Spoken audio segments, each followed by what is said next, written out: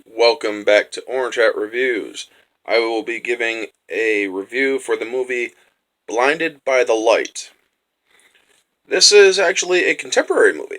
I honestly did not expect that when I saw the previews for it. It looked interesting. This movie was pure gold. Now, objectively, the story was great. The writing, brilliant. The production, the directing, all of that stuff is very good. I'm telling you. This is a movie, it makes, like it says on the dang poster, a movie that will make you feel good. And yes, there are the downsides in the story, but what good story doesn't have downsides? It's about this kid named Javid, who is a Pakistani living in 80s England in a town called Luton.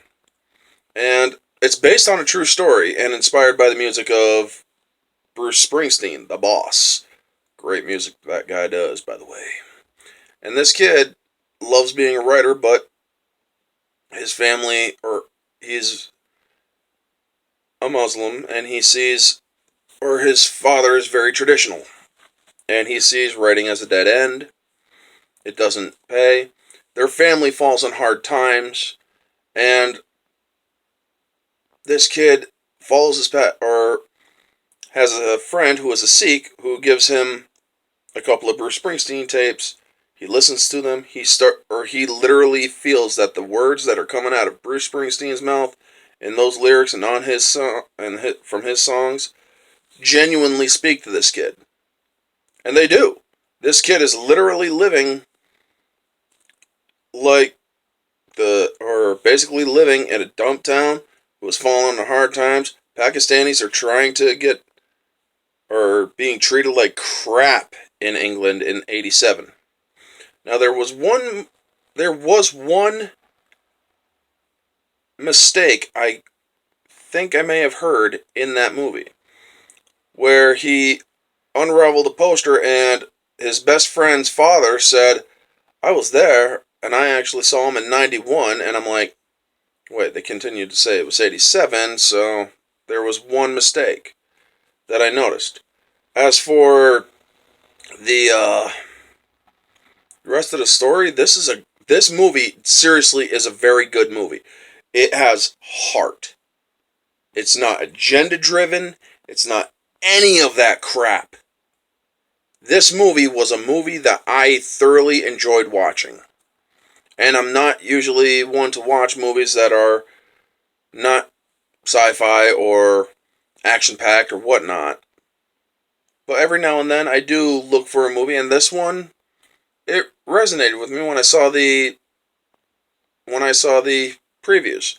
And I'm like, this does look interesting. I think I'm going to give it a shot. And boy, I'm glad I did. So, objectively, Blinded by the Light, I give this movie a 4.9 out of 5. Or 4.5 out of 5. There is a little bit of flaw in it. There are a couple things that could have been done a little better. But it is damn near perfect. So, yes, not 4.9, but 4.5. As for subjective, I will give this a 4.9 out of 5. This movie was very good. There was a couple things that I didn't like specifically, but I understand that it needed to be in there, so it did suffer a little bit subjectively, but it's still a 98 out of 100. And that is very good. I like that they actually had Haley Atwell in this movie. Peggy Carter was played in this movie, and I'm like, huh, well, at least there is a familiar face. And this kid, as I said, it's based off of a true story. His friend, who is actually a Sikh, for those of you who don't know what a Sikh is, look it up, Sikh, I believe. They are not Muslim, so to speak. They're not Muslims at all, actually. They are completely different. But his name was Roops, and he was the one that introduced Javid to Springsteen.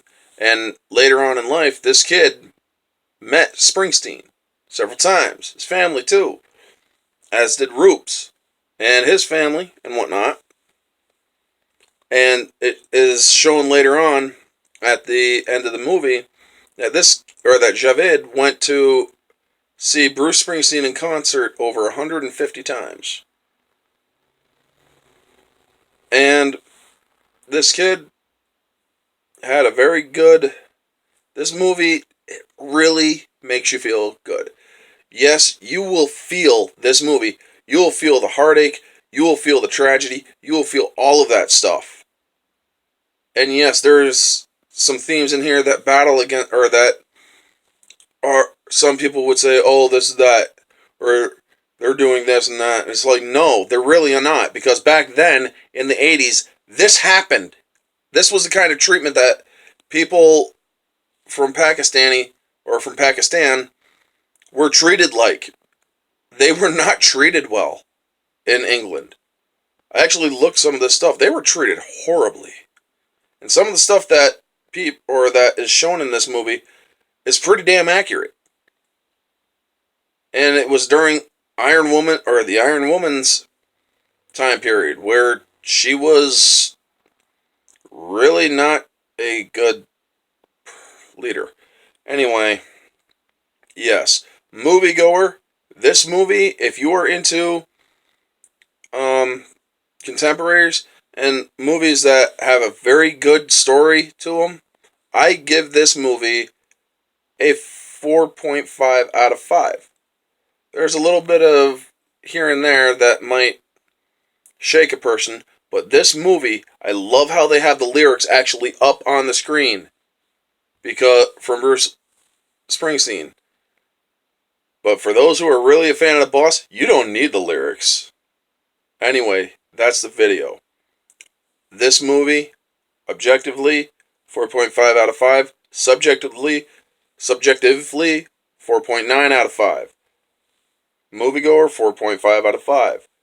This movie was a really good movie, and it's just like it says on the poster, it's a real make you feel good movie. And it's one of the better ones of 2019. Anyway, you guys know the drill. Like, comment, subscribe, share, all that jazz. Tell me what you guys think of the movie if you have seen it. It came a little later than it did in my town. We only have two theater screens in the theater house. So, we only get this movie for a week. I got It Chapter 2 coming, and I'm definitely going to do a review on that. Tomorrow I'm seeing Good Boys, so I'll do a review on that one as well. As for this video, this has been Orange Hat Reviews. I'll catch you all on the next one.